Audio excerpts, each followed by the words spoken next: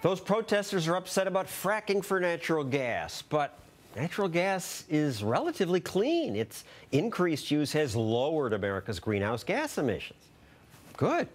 But some people still hate it and hate all fossil fuels. It's immoral, they say, to make money putting carbon in the air. But Alex Epstein of the Center for Industrial Progress says the opposite's true. What do you mean?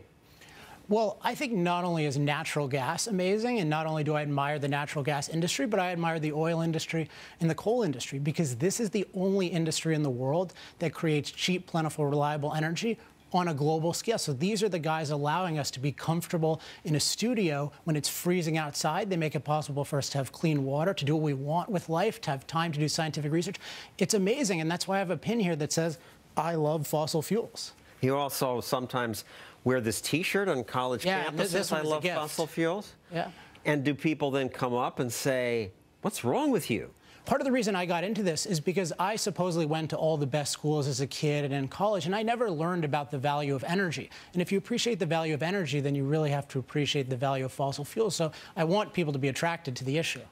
Poor people around the world have better lives because of these fuels that Americans now hate. Yeah, and it's noteworthy that in particular they have better environments, because we hear, fossil fuels are destroying the planet.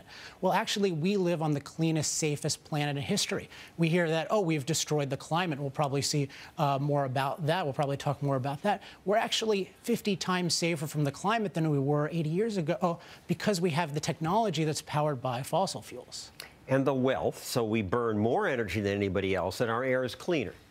Right. We always have to look at what's the big picture, what's the alternative. Solar. Well, there's such a thing as an imaginary alternative, but if we look at the alternatives that have existed in reality, we used to burn wood and have indoor air pollution. We used to burn coal inside. Now we have decentralized power plants. We have all these amazing things. And it's nothing against wind and solar if those were actually decently performing industries. We just want the best energy, and right now that's overwhelmingly fossil fuels. And burning wood is terrible. A terrible pollutant. Yeah, I mean, it's inefficient. And one thing with these so-called renewable initiatives in Europe, the leading new source of energy there because of these mandates is wood. So, I mean, this is just going back to barbarism. A few years ago, when Europe was caught in the frenzy over carbon emissions, the British government paid for this commercial.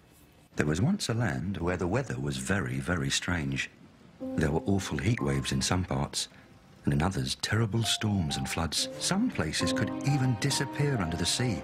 And it was the children of the land who'd have to live with the horrible consequences.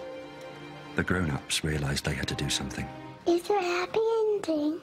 The ad then leads you to a government website that tells you how you can reduce your carbon footprint. So what's wrong with that? Well, two things. First of all, that we're talking about it as noble to use less energy, that's like saying it's noble to have less money. No, you might misuse energy, you might be inefficient, but more is always better because energy is the capacity to be productive. So that's a positive thing, so it should never be an ideal. Now, if they say, well, the fossil fuel industry, they're making our climate more dangerous, that's the other fallacy here, because the story is the exact opposite of this little propaganda fairy tale. The fossil fuel industry is not taking a safe climate and making it dangerous. They're taking a dangerous climate and making it safe. And anyone who contradicts me should go outside right now and try to live naturally in harmony with nature.